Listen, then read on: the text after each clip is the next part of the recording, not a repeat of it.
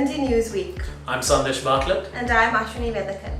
We begin with a look at the COVID-19 situation in the island. As of last week, the number of infected patients stood at 3,333, with the number of recoveries reaching 3,142. Earlier this week, a Russian staying at a tourist hotel in Mathura tested positive for COVID-19. The Russian was among a group of 15 who had arrived at the Mathura airport in the middle of September. However, PCR tests confirmed that the other 14 had not contracted the virus, and 23 close contacts of the Russian patient were directed to immediate quarantine, while another 150 to 200 people have been identified as those who made contact with the 23 people currently placed in quarantine. Now for a look at more local news. Several protests were staged by unemployed graduates in Colombo who had completed their advanced level examinations. According to those at the rally, the protest was to express that they have not been able to find jobs, as they had been unable to complete their degrees on time. Meanwhile, a group of students who sat for the GCE advanced level examination in the biology stream last year also staged a protest at the agitation site earlier this week, citing that they have not been enrolled in a state university despite receiving adequate results. After a lapse of 28 years, the Export Development Council convened under the patronage of the President and Prime Minister on Wednesday. While observing that most trade agreements signed in the past were unfavorable to the country, the President highlighted the need to review these agreements immediately to derive more benefits to Sri Lanka. He also noted the need for revising and modernizing the national trade policy expeditiously to address issues in the export sector and ensure its progress. In other news, Member of Parliament Professor Vitharana has been appointed Chairman of the Committee on Public Accounts, or COPA. Vitharana is a senior leftist politician and was appointed to Parliament through the National List. On Thursday, the Sri Lankan police arrested 3 individuals in Kandy with 17 kilograms of leopard parts and meat. The Sri Lankan leopard, which has seen steady decline, is still under severe threat. The Sri Lankan leopard is an endangered subspecies endemic to Sri Lanka and is a major mascot for the country's crippled tourism industry. Leopards are Asia's most traded big cat, and poaching to meet demand for their body parts, primarily from Chinese markets, is one of the biggest threats to their survival, according to the Environmental Investigation Agency. The Board of Investment opened its new administration building at the Horana Export Processing Zone at the cost of 46 million rupees.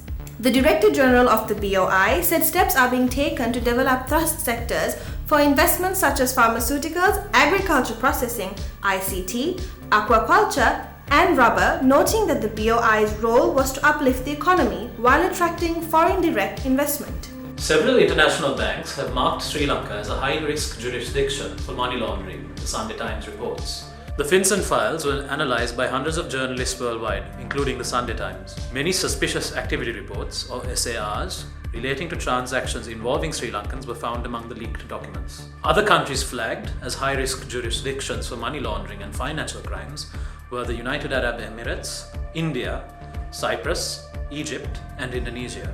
State Minister Ajit Nivad Cabral informed Parliament that investments would increase in the coming weeks, adding that Sri Lanka was targeting an economic growth of 1% by the end of the year, as such, placing the country on a path to recovery following COVID-19.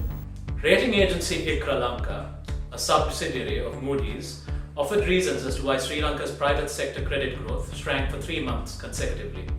The rating agency stated that companies may be refinancing their existing debt, already at higher interests with low interest loans, to take advantage of the lower borrowing costs, which could enhance earnings and bring down the overall cost of capital.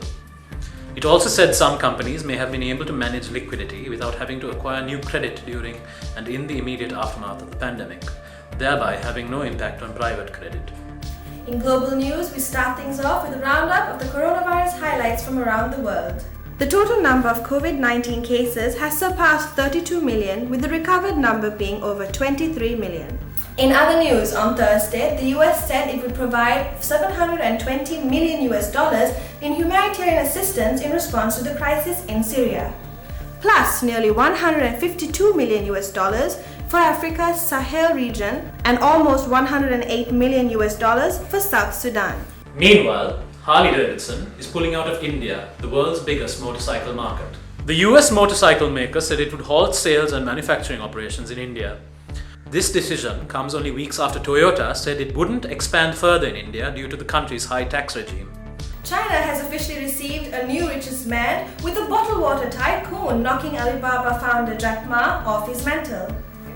Zhong Sanshan founded Nongfu Spring in 1999 in the Zhejiang province on China's eastern coast, and the Bloomberg Billionaires Index now puts him in the spot with a wealth figure of $59 billion. That's all the news we have for you this week. Don't forget to follow us on Facebook, Twitter, and subscribe to our YouTube channel. Thank you for watching. And stay safe.